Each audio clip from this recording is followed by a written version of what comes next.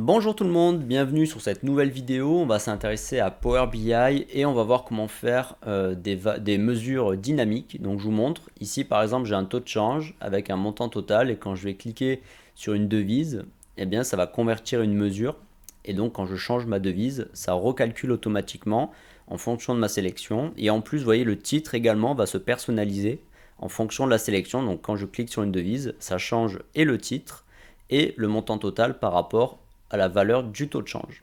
Donc on va voir comment créer des mesures dynamiques, donc c'est-à-dire changer un montant en fonction d'une sélection et changer un titre en fonction également d'une sélection dans un rapport Power BI. Donc pour commencer, je vais repartir d'une page vierge, enfin en tout cas d'une page avec les éléments sans les mesures. Donc ici, je rappelle, c'est une table en fait trouvée sur internet où on va retrouver donc les taux de change par rapport à la valeur de l'euro. Donc 1 euro égale 1 euro, et puis ensuite, bah voilà, 1 euro égale, à l'heure où je fais cette vidéo, 1,197 et ainsi de suite. Et j'ai un montant total de 150 334, et donc l'objectif, ça va être de convertir ce montant total en fonction de la sélection de la devise, ici dans cette table. Donc pour faire ça, on va commencer par dupliquer la carte avec le montant total. On va faire quelque chose comme ça. Et sur celle-ci, on va créer donc deux mesures. La première mesure va permettre donc de convertir la valeur et la deuxième va permettre de changer le titre. Donc je vais commencer par la valeur. Donc ici, je vais créer les mesures dans cette table. Donc je vais refaire une nouvelle mesure. Donc je vais l'appeler montant converti 2, parce que j'en ai déjà fait un tout à l'heure, est égal. Donc là, ce que je vous propose, c'est de commencer par un si, donc if. On va vérifier une première expression. Donc on va vérifier si on a déjà sélectionné une devise. Donc je vais utiliser la fonction selectedValue qui va en fait vérifier si j'ai une sélection sur une table et sur une colonne plus particulièrement. Donc là, je vais m'intéresser au taux de change. Donc je vais voir si j'ai sélectionné un taux de change via l'élément de devise qui est ici, qui est dans la même table, hein, c'est dans la même table. Et, donc je ferme la parenthèse, si j'ai une sélection, donc si c'est vrai, je vais du coup convertir ma valeur totale. Donc si c'est vrai, if true, donc si if true, je fais une somme, parce que j'ai pas fait de mesure pour le montant total, donc je vais faire une somme de montant total. Et du coup, je vais multiplier ce montant total par la valeur sélectionnée de la devise, donc le taux de change. Donc c'est par la selected value, taux de change. Donc je répète, hein, si je lis ce que je viens de faire, si j'ai sélectionné un taux de change via la devise, donc ça je rappelle que ce sont les devises, donc si c'est vrai, je vais multiplier ce montant total par la valeur du taux de change, et si c'est faux, ça veut dire que je n'ai pas fait de sélection, et donc par défaut, je vous propose d'afficher le montant total neutre, donc je vais faire juste la somme de montant total. Voilà, donc là je ferme ma parenthèse et je valide. Donc on va essayer ça dans un premier temps. Donc ici sur la carte, je vais glisser cette nouvelle mesure. Donc je vais faire un petit peu de mise en forme. Donc je clique dessus, je dis que ce sont des valeurs numériques et je vais enlever les décimales. On va pas aller jusque là. J'enlève les décimales. Voilà. Alors on y va. Donc si je clique sur euro, bon, 1 euro égale 1 euro. Jusque-là, rien de particulier. Si je prends USD, hop, 1 euro égale, enfin 1,2 $, 0,2, donc j'ai bien un montant recalculé en fonction de ma sélection. Donc ça c'était pour la première partie.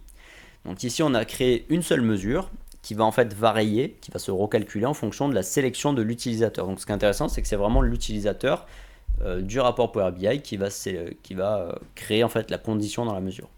Enfin qui va faire varier plutôt la mesure. Maintenant on va s'intéresser au titre, donc ça va être à peu près le même principe, à peu de choses près. Donc je crée une deuxième mesure. Donc là, je vais l'appeler titre 2, parce que j'ai déjà fait un titre 1 tout à l'heure. Donc titre 2 est égal. Donc là, on va recommencer avec un if. Et cette fois-ci, je vais rajouter une autre fonction DAX qui s'appelle isBlank. Donc en fait, ça va vérifier isBlank. Donc ça va vérifier si la valeur qui sera à l'intérieur de isBlank est vide. En gros, s'il y a quelque chose ou pas. Donc ça renvoie un true ou un false. Et donc là, ce que je vais vérifier, c'est une valeur texte. Donc c'est devise. Donc c'est selected value, selected value devise. Je ferme les deux. Voilà. Donc là, ce que je viens de dire à Power BI, donc si isBlank selected value devise. Donc en gros, est-ce que ma valeur sélectionnée de devise est vide ou pas? Donc si elle est vide, ça veut dire que je n'ai pas fait de sélection. Donc là, elle n'est pas vide, parce qu'en l'occurrence, j'ai cliqué sur GBP, donc ça ne sera pas vide. Mais admettons qu'elle soit vide, je vais dire à l'utilisateur, bah, veuillez sélectionner une devise pour convertir le montant total. Ça, c'est un gros titre.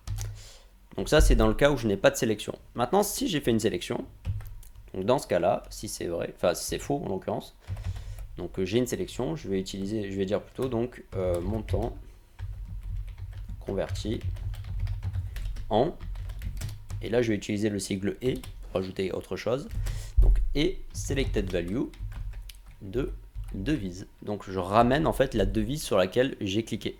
Et je ferme la parenthèse pour fermer mon premier si. Donc si je relis calmement la formule, donc si ma devise donc isBlank donc, est vide, donc si je n'ai pas cliqué sur devise, donc que c'est vide, je vais dire à l'utilisateur, bah, veuillez sélectionner une devise pour convertir le montant total. Par contre, si j'ai quelque chose dans devise, ça veut dire que j'ai cliqué sur un des carrés là, du segment, et bah, dans ce cas-là, je vais dire, c'est le montant converti en, et je reprends la valeur qui est sélectionnée pour la ramener dans le titre. Donc on va essayer, je valide. On va donc, je vais sur la carte 1, 2, 3, dans le pinceau, ici dans le menu général, dans le titre, et au lieu de montant total, je vais plutôt chercher cette fois-ci le FX pour ramener une mesure. Donc ma mesure, je l'ai mise dans ma table 12, hein, je rappelle qu'elle est là. Donc table 12, titre 2. OK. Et donc là, j'ai bien montant converti en GBP. Si je désélectionne GBP, donc là j'ai un méga titre, parce que j'ai été un peu gourmand dans le texte, voilà, j'ai agrandi un peu du coup. Donc je dis bien à l'utilisateur de sélectionner une devise pour convertir le montant total. Et dès que je sélectionne quelque chose, eh bien du coup j'ai la valeur plus le calcul dans la carte. Donc voilà pour cette vidéo, on a vu donc la notion de selected value avec des if et la notion aussi de isBlank qui permet donc de créer un contenu dynamique en fonction de la saisie de l'utilisateur. Donc j'espère que ça vous a aidé, puis ben moi je vous dis à très bientôt pour de nouveaux tutos. À bientôt.